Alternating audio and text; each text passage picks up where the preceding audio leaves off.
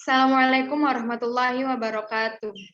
Hello everyone, we are here reporting our work in presentation research paper. We are Hudri Fitralail Kusumanata and Rahma Salsabila want to deliver our research paper under the title Student Citing Learning English, a case study at the 8th grade of Pondok Pesantren IMBS Miftahul Huda Pekajangan, Pekalongan. Okay, so here are the table of the contents. The first one is abstract, the second one is introduction, the third one is literature review, and the fourth one is research methodology. The fifth one, research findings, and the last conclusion.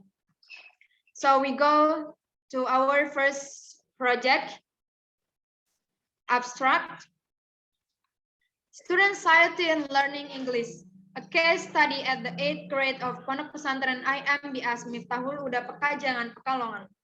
The paper of English Education Department of Faculty of Teacher Training and Education Science of Muhammadiyah University, Professor Dr. Hamka 2022.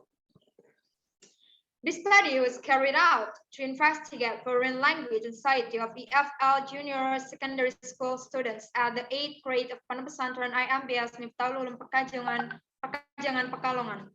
Specifically, it sought to identify what factors that may contribute to anxiety in English learning environment based on the student's perspective. We go to introduction. We talk about the background of the study.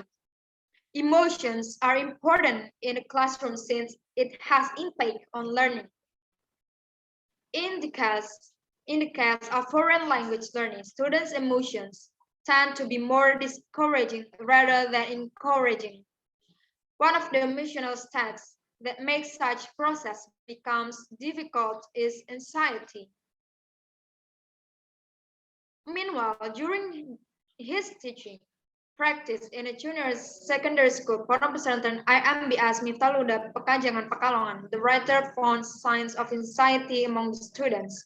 Many of them got jittery, created avoidance, and reduced participation in the classroom. Okay, the objective of English learning in SMP are stated as follows. 1, to be able to develop a communicative competence, whether in written or oral form, to achieve a functional literacy. 2, to have an awareness of English nature and importance of to increase national competitiveness in globalization society. Okay, we go to the next. The next is the scope of the study. The study focuses on the causes of students' anxiety in learning English as perceived by students at 8th grade of Pondok Pesantren IMBS Miftahul Ulum Pekajangan, Pekalongan. See the research question. Based on the background above, the writer formulates a research question as follows. What factors do students believe to contribute to their anxiety in learning English? D, the objective of the study. The objective of the study is to figure out what factors are more probable to cause anxiety as perceived by the student at 8th grade of Pondok Pesantren IMBS Miftahul Ulum Pekajangan, Pekalongan. E, the significance of the study. The result of the study is intended to broaden the perspective of the writer in particular and the reader in general. Okay, for the next slide is about literature review, will be delivered by our sister Rahma Salsabila. Okay, thank you. The next slide will be literature review. The nature of anxiety. Anxiety is one of the most well-documented physiological phenomena. In general, anxiety occurs from human body as a response to a particular situation. Commonly, anxiety can be identified as a feeling of being threatened, oppression, tension, or worry.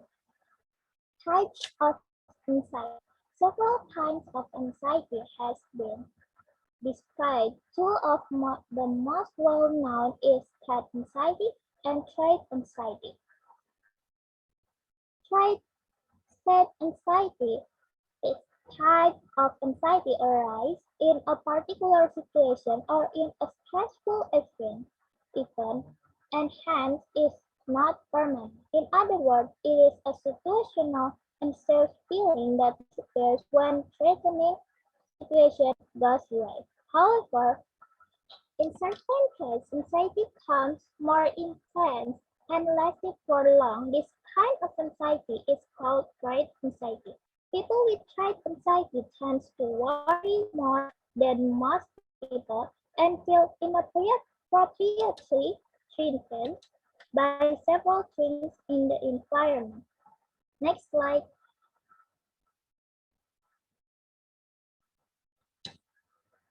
Anxiety and English language learning. Foreign language anxiety. There is a certain term for anxiety that links to language performance. The term language anxiety and foreign language anxiety are commonly used interchangeably. Foreign language anxiety is a specific anxiety which is related to language learning and use.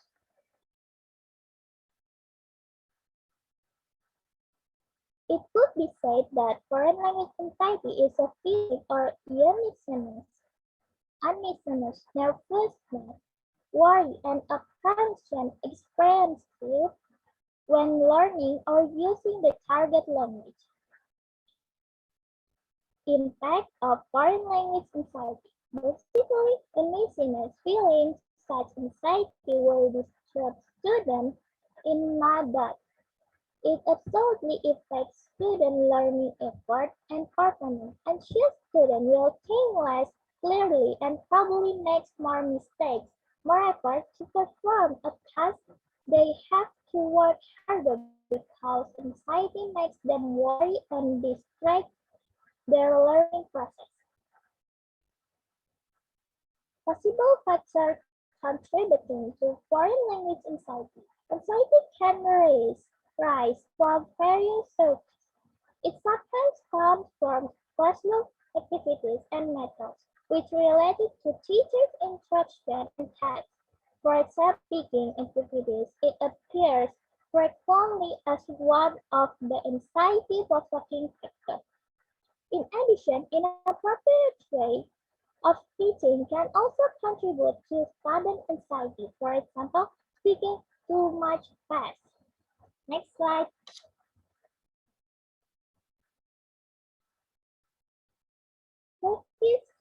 Practices research on foreign language anxiety. Many people have investigated the issue of foreign language anxiety from different perspectives.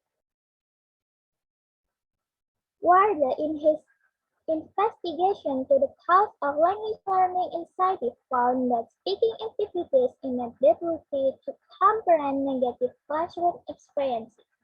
Chen and Wu conducted a study of foreign language anxiety of EFL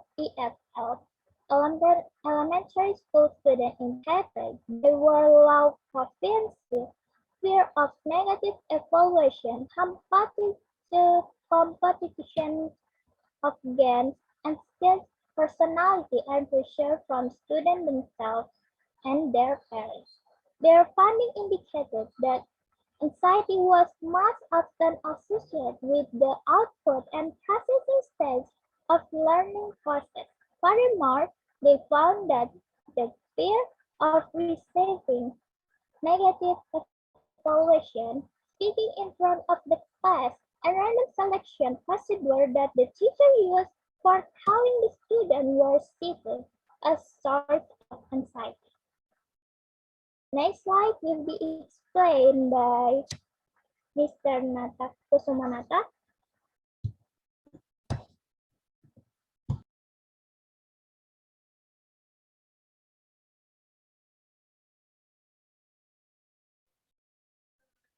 Okay, we go to research methodology. Research methodology. Research design. This study employed the qualitative research method with case study approach. Qualitative method was chosen because this study aims to providing an insight into the case of language anxiety in the 8th grade of Pondok Pesantren IMBS Miftahul Ulum Pekajangan, Pekalongan. Specifically anxiety in learning English. According to Frankel and Wallen, case study is a qualitative study approach that studies a single individual, group, or important example to formulate interpretation to the specific case or to prove useful generalization. The setting of the study. The setting of the study was Pondok Pesantren, IMBS Miftahul Ulum Pekajangan Pekalongan, Junior High School located at Oli 9, number 105, Kambang Tengah, Ambok Kembang, Kedunguni, Distrik Pekalongan Regency, Central Java. The school was established in 1996 and has been operated since 1997. There are 8 classes registered from grade 7 until 9. English is taught as compulsory subject. There are 2 meetings in a week with time allocation 18 minutes for each meeting. The study conduct at Pondok Pesantren IMBS Miftahul Ulum Pekajangan Pekalongan from June 1 to 30 June 2022. It consists of interviews and multiple classroom observation for around a month in class 8. The first 3 weeks were used for interviews and the rest of the weeks used for classroom observation. Next is about data resource and data collection technique. To obtain the data, the writer used the technique of data collection. Since the study is a case study, therefore the writer used in-depth interview technique as the primary technique, and then it is followed by classroom observation for a validity check. The first is interview. Interview is a data collection technique by way of interesting selected individual as respondent. Furthermore, it is a direct face-to-face attempt to obtain reliable and valid measures in the form of verbal response from one or more respondents. According to Bungen, in-depth interview is a success to obtain information for the purpose of research by face-to-face questioning between the interviewer and informant or interview with or without the use of an interview guide. During the initial process with the students, the writer explained the nature of the study and that all interview would be conducted in Bahasa, student first language, to elicit answer without limiting or inhibiting the students. Those who indicate a willingness to participate were scheduled for an interview.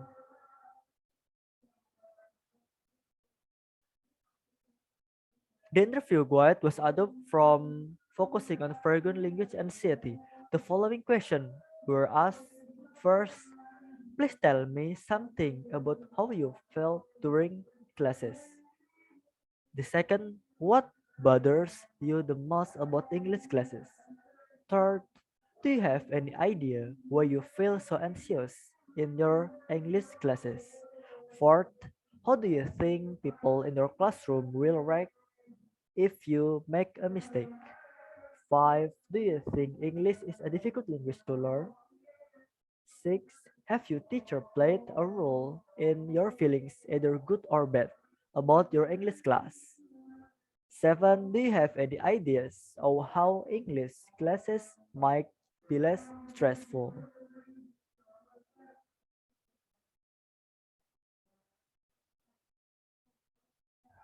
We go to data analysis technique and the validity of data. Data analysis technique and the validity of data. The process of data analysis fell into three major phases following the framework or qualitative analysis developed by Mills and Huberman. Data reduction, data display, and conclusion drawing and verification. Data reduction. First, the mass of the data has to be organized and show somehow meaningful reduced or reconfigured. According to Miles and Haberman, data reduction refers to the process of selecting, focusing, simplifying, abstracting, and transforming to data.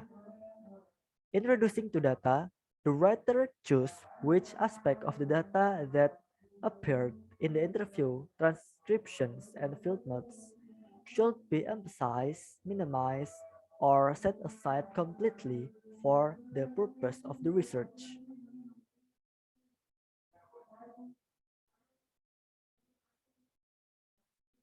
The next is data display. Data display is the second phase in Miles and Huberman's model of qualitative data analysis. This phase provides an organized and compressed assembly of information that permits for conclusion drawing. The writer display the data that have been reduced in order to facilitate for data interpretation. It displays in a table with the basic categories, such as factors contribute to language anxiety. The third, conclusion drawing and verification. Conclusion drawing involves stepping back to consider what analyzed data mean and to assess their implication for the research question. In this space, the writer draw meaning from the data in a display. Furthermore, the data have to be checked for their sturdiness and confirmability. The writer checks the validation of the data using triangulation strategy.